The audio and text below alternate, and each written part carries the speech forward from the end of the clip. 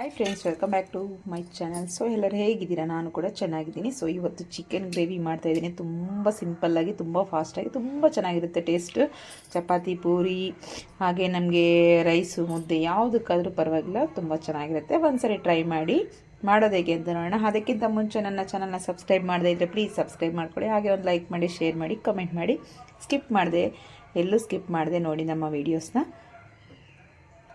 ಇಲ್ಲಿ 1 kg 200 ಗ್ರಾಮಷ್ಟು chicken ಇದೆ. ಚೆನ್ನಾಗಿ ತೊಳೆದು ಒಂದು 3 ಟೈಮ್ಸ್ ತೊಳೆದ್ಬಿಟ್ಟು ನೀಟಾಗಿ ನೀರೆಲ್ಲ ಹೋಗೋ ಥರ ಹಿಂಡ್ಕೊಂಡು ತೆಕ್ಕೊಂಡಿರೋದು.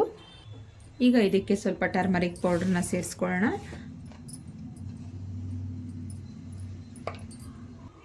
ಹಾಗೆ ಇಲ್ಲಿ ನಾನು Kashmiri chilli powder 2 table spoon ಅಷ್ಟು ತೆಕ್ಕೊಂಡಿದ್ದೀನಿ. ಹಾಗೆ ಇದಕ್ಕೆ ಸಾಲ್ಟ್ 1 ಟೀ ಸ್ಪೂನ್ ಅಷ್ಟು ಸಾಲ್ಟ್ ಸೇರಿಸ್ಕೊಂಡಿದ್ದೀನಿ. ಹಾಗೆ ಇಲ್ಲಿ ನಾನು ಒಂದು ಚಿಕ್ಕ ಕಪ್ಪಷ್ಟು 1 ಕಪ್ ಕರ್ಡ್ ತೊಗೊಂಡಿದ್ದೀನಿ. ಸೊ ನಿಮಗೆ ಕ್ವಾಂಟಿಟಿ ಚಿಕನ್ ಕಮ್ಮಿ ಇದ್ದರೆ ಕಮ್ಮಿ ತೊಗೊಳ್ಳಿ, ಜಾಸ್ತಿ ಕ್ವಾಂಟಿಟಿಯಲ್ಲಿದ್ದರೆ ಸ್ವಲ್ಪ ಜಾಸ್ತಿ ತೊಗೊಳ್ಳಿ. ಇವಾಗ ನಾವು ಇದನ್ನು ಚೆನ್ನಾಗಿ ಮಿಕ್ಸ್ ಮಾಡಿಬಿಟ್ಟು ಒಂದು 15 ಮಿನಿಟ್ಸ್ ಹಾಗೆ ಇಟ್ಬಿಡೋಣ. ಚೆನ್ನಾಗಿ ನೆನ್ಕೋಬೇಕು. ಅಷ್ಟರಲ್ಲಿ ನಾವು ಮಸಾಲೆಗಳನ್ನ ಕೂಡ ರೆಡಿ ಮಾಡ್ಕೋಬೋದು. ಬೇಕಾಗಿರೋ ಮಸಾಲೆಗಳನ್ನ ಈ ರೀತಿ ಚೆನ್ನಾಗಿ ಮಿಕ್ಸ್ ಮಾಡ್ಕೊಳ್ಳೋಣ. ಈಗ ನೋಡಿ ಎಲ್ಲ ಮಿಕ್ಸ್ ಮಾಡಿಕೊಂಡು ಹೀಗೆ ಇದನ್ನು ಕ್ಲೋಸ್ ಮಾಡಿ ಒಂದು 15 ನಿಮಿಷ ಇಟ್ಬೇಡೋಣ. ಟೈಮ್ ಇತ್ತು ಅಂದರೆ ಒಂದು 1/2 ಅವರ್ ಬಿಟ್ಟರು ತುಂಬ ಚೆನ್ನಾಗಿ ನಮಗೆ ಉಪ್ಪು ಖಾರ ಎಲ್ಲ ಚೆನ್ನಾಗಿ ಎಳ್ಕೊಳ್ಳುತ್ತೆ. ಸೊ ಟೈಮ್ ಇಲ್ಲ ಅಂದರೆ ಒಂದು 15 ನಿಮಿಷ ಸಾಕು ಮ್ಯಾಕ್ಸಿಮಮ್. ಈಗ ನಾನೊಂದು ಕುಕ್ಕರ್ನ ಇಟ್ಕೊಂಡಿದ್ದೀನಿ. ಸೊ ಇವಾಗ ಸ್ವಲ್ಪ ಸ್ಟವ್ ಆನ್ ಮಾಡ್ಕೊಳ್ಳೋಣ. ಹಾಗೆ ಆಯಿಲ್ನ ಸೇರಿಸ್ಕೊಳ್ಳೋಣ. ನೀವು ಕಡಾಯಲ್ಲಿ ಬೇಕಾದರೂ ಮಾಡ್ಕೋಬೋದು. ಈಗ ಕುಕ್ಕರ್ ಬಿಸಿಯಾಗಿದೆ. ನಮಗೆ ಗ್ರೇವಿಗೆ ಎಷ್ಟು ಬೇಕೋ ಅಷ್ಟೇ ಆಯಿಲ್ನ ಸೇರಿಸ್ಕೊಳ್ಳೋಣ. ಈಗ ಸ್ವಲ್ಪ ಮಸಾಲೆ ಐಟಮ್ಸ್ ಸೇರಿಸ್ಕೊಳ್ಳೋಣ. ನಾನು ಇಲ್ಲೊಂದು 3 ಪೀಸ್ ಎಲೆ ಸೇರಿಸ್ಕೊಂಡಿದ್ದೀನಿ, ಪಲಾವ್ ಎಲೆ. ಹಾಗೆ ಒಂದು 3 ಪೀಸ್ ಚಕ್ಕೆ, ಒಂದು 4 ರಿಂದ 5 ಲವಂಗ, ಹಾಗೆ ಒಂದು 4 ಮೆಣಸು, ಹಾಗೆ ಒಂದು 2 ಏಲಕ್ಕಿ ಸೇರಿಸ್ಕೊಂಡಿದ್ದೀನಿ. ಇದಿಷ್ಟು ಸೇರಿಸ್ಕೊಳ್ಳೋಣ. ಹಾಗೆ ನಾವು ಅದಕ್ಕೇನೆ ಹಸಿದೋಗಬಾರ್ದು. ಹಾಕಿದ ತಕ್ಷಣವೇ ನಾವು ಆನಿಯನ್ ಕೂಡ ಸೇರಿಸ್ಕೊಂಡ್ಬಿಡೋಣ. ನೋಡಿ, ನಾನು ಇಲ್ಲಿ ಒಂದು ಮೀಡಿಯಮ್ ಸೈಜು ಒಂದು 5 ಈರುಳ್ಳಿ ಕಟ್ ಮಾಡ್ಕೊಂಡಿದ್ದೀನಿ. ಗ್ರೇವಿ ಜಾಸ್ತಿ ಬೇಕು ಅನ್ನೋಂಗಿದ್ರೆ ಈರುಳ್ಳಿ ಜಾಸ್ತಿ ಕ್ವಾಂಟಿಟಿಯಲ್ಲಿ ಬೇಕಾಗುತ್ತೆ. ಸೊ ನಿಮಗೆ ಜಾಸ್ತಿ ಗೊಜ್ಜು ಥರ ಗ್ರೇವಿಗೆ ಬೇಕು, ಚಪಾತಿಗೋ ಪೂರಿಗೋ ಏನಕ್ಕಾದ್ರು ಬೇಕು ಅಂದರೆ, ಅನ್ನಕ್ಕೆ ಆ ಥರ ಎಲ್ಲ ಸ್ವಲ್ಪ ನೀವು ಆನಿಯನ್ಸು ಜಾಸ್ತಿ ಪ್ರಮಾಣದಲ್ಲೇ ಹಾಕಬೇಕಾಗತ್ತೆ. ನಾನು ನೋಡಿ ಈ ರೀತಿ ದೊಡ್ಡ ಮೀಡಿಯಮ್ ಸೈಜ್ ಈರುಳ್ಳಿ ಒಂದು 5 ತೊಗೊಂಡಿದ್ದೀನಿ. ಸೊ ಎಲ್ಲ ಈ ರೀತಿ ಚಿಕ್ಕ ಚಿಕ್ಕ ಪೀಸಸ್ ಆಗಿ ಮಾಡ್ಕೋಬೇಕು. ಈಗ ಚೆನ್ನಾಗಿ ಮಿಕ್ಸ್ ಮಾಡ್ಕೊಳ್ಳೋಣ. ನಮಗೆ ಚೆನ್ನಾಗಿ ಆನಿಯನ್ ಚೆನ್ನಾಗಿ ಫ್ರೈ ಆಗಬೇಕು, ಒಳ್ಳೆ ಘಮ ಬರಬೇಕು. ಹಾಗೆ ನಮಗೆ ಆನಿಯನ್ ಕೂಡ ಕಲರ್ ಕೂಡ ಚೇಂಜ್ ಆಗಬೇಕು. ಅಲ್ಲಿವರೆಗೂ ಫ್ರೈ ಆಗಲಿ. ಅಷ್ಟರಲ್ಲಿ ನಾವು ಸ್ವಲ್ಪ ರುಬ್ಕೊಳ್ಳೋದಿದೆ, ಅದನ್ನು ರುಬ್ಕೊಂಡ್ಬಿಡೋಣ. ತುಂಬ ಚೆನ್ನಾಗಿರುತ್ತೆ ಈ ರೀತಿ ಗ್ರೇವಿ ಮಾಡ್ಕೊಳ್ಳಿ. ಎಲ್ಲದಕ್ಕೂ ತುಂಬ ಚೆನ್ನಾಗಿರುತ್ತೆ ಕಾಂಬಿನೇಷನ್ನು. ಈಗ ನೋಡ್ತಾ ಇರ್ಬೋದು, ನಮಗೆ ಸ್ವಲ್ಪ ಕಲರ್ ಕೂಡ ಚೇಂಜ್ ಆಗ್ತಿದೆ. ಆನಿಯನ್ಸ್ ಈ ರೀತಿ ಸ್ವಲ್ಪ ಸಾಫ್ಟ್ ಆಗಬೇಕು. ನೋಡಿ, ಇಷ್ಟೊಂದು ಹಾಕಿದ್ವಿ, ಎಷ್ಟು ಕಮ್ಮಿ ಆಗಿದೆ ಅಂತ. ಹಾಗೆ ಇದಕ್ಕೆ ಇವಾಗ ಶುಂಠಿ ಬೆಳ್ಳುಳ್ಳಿ ಪೇಸ್ಟನ್ನು ಹಾಕೊಳ್ಳೋಣ. ಮನೇಲೇ ರೆಡಿ ಮಾಡಿರೋ ಶುಂಠಿ ಬೆಳ್ಳುಳ್ಳಿ ಪೇಸ್ಟು. ಸೊ ದಯವಿಟ್ಟು ನೀವು ಮನೇಲೇ ಮಾಡಿಕೊಂಡು ಯೂಸ್ ಮಾಡಿ. ಅಂಗಡಿಯಲ್ಲಿ ಪರ್ಚೇಸ್ ಮಾಡಿ ಮಾಡ್ಕೊಳ್ತಾ ಇದ್ರೆ ಅದೆಲ್ಲ ಇನ್ನೂ ಮಾಡ್ತಾ ಇದ್ದಾರೆ ಅಂದರೆ ಶುಂಠಿ ಬೆಳ್ಳುಳ್ಳಿ ಪೇಸ್ಟು. ಅದನ್ನು ನೋಡಿದ್ರೆ ನಿಜ ನಾವು ಈ ಥರದ್ದು ತಿಂದಿದ್ದು ಇಷ್ಟು ದಿನ ಅನಿಸ್ಬಿಡುತ್ತೆ. ದಯವಿಟ್ಟು ಮನೇಲೇ ಟ್ರೈ ಮಾಡಿ. ನೀವು ಮನೇಲೇ ಶುಂಠಿ ಬೆಳ್ಳುಳ್ಳಿ ಪೇಸ್ಟನ್ನು ಮಾಡಿಕೊಂಡು ನೀವು ಅಡುಗೆಗೆ ಯೂಸ್ ಮಾಡಿ. ಅದನ್ನು ಮಾಡೋದು ನೋಡಿದ್ರೆ ನೀವು ಲೈಫಲ್ಲಿ ಮುಟ್ಟೋದಿಲ್ಲ. ಆ ರೀತಿ ಚೊಪ್ಲಿ ಕಾಲಲ್ಲೆಲ್ಲ ತೊಳೆದು, ಗಲೀಜು ನೀರಲ್ಲೆಲ್ಲ ತೊಳೆದು ಮಾಡಿರ್ತಾರೆ. ಸೊ ಮನೆಯಲ್ಲೇ ಮಾಡಿಕೊಂಡು ಆರೋಗ್ಯವಾಗಿರಿ. ಸೊ ನಾನಿಲ್ಲಿ 2 ಟೇಬಲ್ ಸ್ಪೂನ್ ಅಷ್ಟು ಶುಂಠಿ ಬೆಳ್ಳುಳ್ಳಿ ಪೇಸ್ಟನ್ನು ಹಾಕ್ತಾಯಿದ್ದೀನಿ.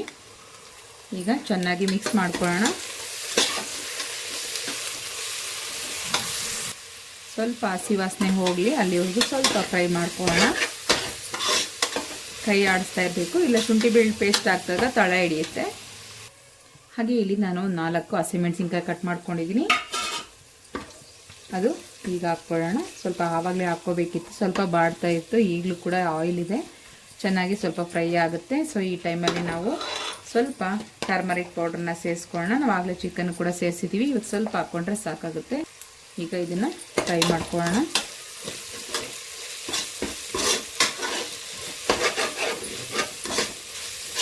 ಬೇಕಾದರೆ ನೀವು ಕರಿಬೇವಿನ ಸೊಪ್ಪು ಕೂಡ ಸೇರಿಸ್ಕೋಬೋದು. ಸೊ ನಾನು ಸೇರಿಸ್ತಾ ಇಲ್ಲ ಕರಿಬೇವಿನ ಸೊಪ್ಪು. ಆಲ್ಮೋಸ್ಟ್ ನಾನು ನಾನ್ ವೆಜ್ ರೆಸಿಪಿಗಳಿಗೆ ಸ್ವಲ್ಪ ಕರಿಬೇವು ಸೇರಿಸಲ್ಲ.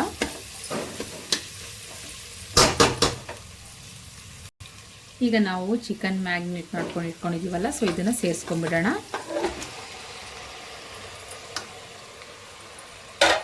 ನೀಟಾಗಿ ಮಿಕ್ಸ್ ಮಾಡ್ಕೊತಾ ಹೋಗೋಣ. ಚೆನ್ನಾಗಿ ಅದು ನೀರು ಬಿಟ್ಕೊಂಡು ಚೆನ್ನಾಗಿ ಅದರಲ್ಲೇ ಫ್ರೈ ಆಗಬೇಕು, ಅಲ್ಲಿವರೆಗೂ ಹಾಗೆ ಬಿಟ್ಬಿಡಬೇಕು.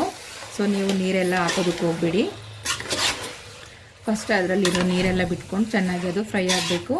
ಸಾಲ್ಟ್ ಕೂಡ ಆವಾಗಲೇ ಸೇರಿಸ್ಕೊಂಡಿದ್ದೀವಿ. ಗ್ರೇವಿಗೆಲ್ಲ ನಾವು ಕರೆಕ್ಟಾಗಿ ನೋಡಿಕೊಂಡು ಆಮೇಲೆ ನಾವು ನೀರನ್ನು ಸೇರಿಸ್ಕೊಂಡಾಗ ಸಾಲ್ಟನ್ನು ಚೆಕ್ ಮಾಡ್ಕೋಬೋದು.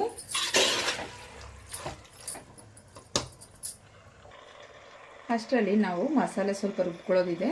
ಈಗ ನೋಡಿ, ನಾನು ಇಲ್ಲಿ ಒಂದು ಚಿಕ್ಕದಾಗಿ ಅರ್ಧ ಹೋಳು ತೆಂಗಿನಕಾಯಿ ತೊಗೊಂಡಿದ್ದೀನಿ. ಒಂದು ಚಿಕ್ಕ ಹೋಳು ಅಷ್ಟೇ, ಜಾಸ್ತಿ ಏನಿಲ್ಲ. ಹಾಗೆ ಒಂದು ದೊಡ್ಡ ಸೈಜು ಈರುಳ್ಳಿ, ಹಾಗೆ ಒಂದು ಚಿಕ್ಕ ಸೈಜಲ್ಲಿ 2 ಟೊಮೆಟೊ ತೊಗೊಂಡಿದ್ದೀನಿ. ನಾವು ಕರ್ಡ್ ಜಾಸ್ತಿನೇ ಬಳಸಿರೋದ್ರಿಂದ ಚಿಕ್ಕ ಸೈಜಲ್ಲಿ 1 ಅಥವಾ 2 ಸಾಕಾಗುತ್ತೆ ಟೊಮೆಟೊ. ಸೊ ನಮ್ಮ ಗ್ರೇವಿ ಗೊಜ್ಜು ಥರ ಬೇಕಾಗಿರಿದ್ರೆ ಈ ಥರ ಹಾಕ್ಕೋಬೇಕಾಗುತ್ತೆ.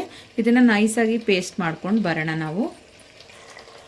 ಈಗ ಇಲ್ಲಿ ಕುದೀತಾ ಇದೆ, ನಾವು ಸ್ವಲ್ಪ ಆಗಾಗ ಮಿಕ್ಸ್ ಮಾಡ್ಕೊತಾ ಇರಬೇಕು. ಒಂದು 2 ನಿಮಿಷ ಬಿಟ್ಟು ನಾವು ತಿರುಗಿಸ್ಕೊಂಡ್ರೆ ಚಿಕನ್ ಮೇಲ್ಗಡೆ ಇರೋದು ಕೆಳಗಡೆ ಹೋಗುತ್ತೆ. ಆಗ ಸ್ವಲ್ಪ ಎಲ್ಲದನ್ನು ಒಟ್ಟಿಗೆ ಕರೆಕ್ಟಾಗಿ ಬೇಯುತ್ತೆ. ಹಾಗೆ ಬಿಟ್ಟರೆ ಕೆಳಗಡೆ ಮಾತ್ರ ಇರೋದು ಚೆನ್ನಾಗಿ ಬೆಂದ್ಬಿಡುತ್ತೆ, ಮೇಲ್ಗಡೆ ಇರೋದು ಬೇಯೋದಿಲ್ಲ. ಈಗ ಚೆನ್ನಾಗಿ ಕುದೀತಾ ಇದೆ, ನಾವು ಹಾಕಿರೋದು ಚಿಕನ್ ಮಾತ್ರನೇ. ಸೊ ಈಗ ನಾವು ಇದಕ್ಕೆ ಸ್ವಲ್ಪ ಮಸಾಲೆಗಳನ್ನ ಡ್ರೈ ಮಸಾಲ ಸೇರಿಸ್ಕೊಳ್ಳೋಣ. ನಾನು ಇಲ್ಲಿ 1 ಟೇಬಲ್ ಸ್ಪೂನಷ್ಟು ಚಿಕನ್ ಮಸಾಲ ಸೇರಿಸ್ತಾ ಇದ್ದೀನಿ. ಹಾಗೆ 1 ಟೇಬಲ್ ಸ್ಪೂನಷ್ಟು ಗರಂ ಮಸಾಲ, ಹಾಗೆ 2 ಟೇಬಲ್ ಸ್ಪೂನು ಧನಿಯಾ ಪೌಡರು. ಈಗ ನಮಗೆ ರೆಡ್ ಚಿಲ್ಲಿ ಪೌಡರ್ ಎಷ್ಟು ಬೇಕು ನೋಡಿ ಸೇರಿಸ್ಕೊಳ್ರಿ. ನಾವು ಆಲ್ರೆಡಿ ಕಲರ್ಗೆ ಅಂತ ಕಾಶ್ಮೀರಿ ಚಿಲ್ಲಿ ಪೌಡರ್ ಹಾಕ್ಕೊಂಡಿದ್ದೀವಿ, ರೆಡ್ ಚಿಲ್ಲಿ ಪೌಡರ್ ಸೇರಿಸಿಲ್ಲ. ಸೊ ಈಗ ರೆಡ್ ಚಿಲ್ಲಿ ಪೌಡರು ನಾನು 1.5 ಟೇಬಲ್ ಸ್ಪೂನಷ್ಟು ಸೇರಿಸ್ಕೊಂಡಿದ್ದೀನಿ. ಇವಾಗ ಮಿಕ್ಸ್ ಮಾಡ್ಕೊಳ್ಳೋಣ. ಚೆನ್ನಾಗಿ ಮಿಕ್ಸ್ ಮಾಡ್ಕೊಂಡಿದ್ದೀನಿ.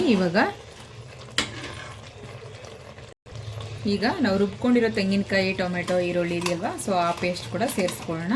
ತುಂಬ ಚೆನ್ನಾಗಿ ಗೊಜ್ಜು ರೆಡಿ ಆಗುತ್ತೆ. ನಾವು ಚಪಾತಿ, ಪೂರಿಗೆ, ಯಾವುದಕ್ಕೆ ಆಗಲಿ ತುಂಬ ಚೆನ್ನಾಗಿರುತ್ತೆ. ಈ ರೀತಿ ಗೊಜ್ಜು ಥರ ಮಾಡಿಕೊಂಡ್ರೆ ಗ್ರೇವಿ ನೋಡಿ ಎಷ್ಟು ಚೆನ್ನಾಗಾಗಿದೆ. ಇದಕ್ಕೆ ನಾವೀಗ ಲೈಟಾಗಿ ಮಿಕ್ಸಿ ತೊಳೆದಿದ್ದು ನೀರನ್ನು ಸೇರಿಸ್ಕೊಳ್ಳೋಣ. ಈಗ ನೀರು ಸೇರಿಸ್ಕೊತಾ ಇದ್ದೀನಿ. ಈಗ ನೀವು ಸಾಲ್ಟನ್ನು ಒಂದ್ಸರಿ ಚೆಕ್ ಮಾಡಿಕೊಂಡು ಸಾಲ್ಟನ್ನು ಸೇರಿಸ್ಕೊಳ್ಳಿ. ನಾವು ಆಲ್ರೆಡಿ ಚಿಕನ್ಗೆ ಸ್ವಲ್ಪ ಹಾಕ್ಕೊಂಡಿದ್ದೀವಿ. ಈಗ ಒಂದ್ಸರಿ ಟೇಸ್ಟ್ ಮಾಡಿ ನೋಡಿಕೊಂಡು ಸೇರಿಸ್ಕೋಬೇಕು. ಈ ಟೈಮಲ್ಲಿ ನಿಮ್ಗೆ ಇನ್ನೂ ಸ್ವಲ್ಪ ನೀರು ಬೇಕಂದರೆ ಸೇರಿಸ್ಕೋಬೇಕು. ಇದು ಗಟ್ಟಿಯಾಗಿದೆ, ಇನ್ನೊಂದು ಸ್ವಲ್ಪ ವಾಟರ್ ಬೇಕು. ಈಗ ಸ್ವಲ್ಪ ವಾಟರ್ನ ಸೇರಿಸ್ಕೊಂಡಿದ್ದೀನಿ. ನೋಡಿ ಈ ರೀತಿ ಗಟ್ಟಿಯಾಗಿ ನಮಗೆ ಗೊಜ್ಜು ಥರ ಬರಬೇಕು. ಆವಾಗ ಚಪಾತಿ, ಪೂರಿ ಯಾವುದಕ್ಕೆ ಆಗಲಿ ತುಂಬ ಚೆನ್ನಾಗಿ ನಮಗೆ ಟೇಸ್ಟ್ ಕೂಡ ಚೆನ್ನಾಗಿರುತ್ತೆ, ಗೊಜ್ಜು ಕೂಡ ಚೆನ್ನಾಗಿ ರೆಡಿ ಆಗುತ್ತೆ. ಈಗ ಸ್ವಲ್ಪ ನಾವು ಸಾಲ್ಟನ್ನು ಸೇರಿಸ್ಕೊಳ್ಳೋಣ. ನಾನು ಇಲ್ಲಿ 1 ಸ್ಪೂನಷ್ಟು ಸಾಲ್ಟ್ ಸೇರಿಸ್ತಾ ಇದ್ದೀನಿ. ಈಗ ಒಂದು ಕುದಿ ಚೆನ್ನಾಗಿ ಕುದೀಲಿ. ಅಷ್ಟರಲ್ಲಿ ನಾವು ಸ್ವಲ್ಪ ಕೊತ್ತಂಬರಿ ಸೊಪ್ಪನ್ನು ಕಟ್ ಮಾಡ್ಕೊಳ್ಳೋಣ. ಈಗ ಸ್ವಲ್ಪ ಕೊತ್ತಂಬರಿ ಸೊಪ್ಪನ್ನು ಸೇರಿಸ್ಕೊಳ್ಳೋಣ ಫೈನಲ್ ಆಗಿ. ಹಾಗೆ ಇದಕ್ಕೆ ಸ್ವಲ್ಪ ಕಸೂರಿ ಮೇಥಿ ಹಾಕ್ಕೊಳ್ಳೋಣ. 1-2 ಚುಟ್ಕಿಯಷ್ಟು ಅಷ್ಟೇ, ಜಾಸ್ತಿ ಏನು ಬೇಡ. ಈಗ ಪ್ಲೇಟ್ ಮುಚ್ಚಿ 1-2 ನಿಮಿಷ ಹಾಗೆ ಬಿಟ್ಬಿಡೋಣ.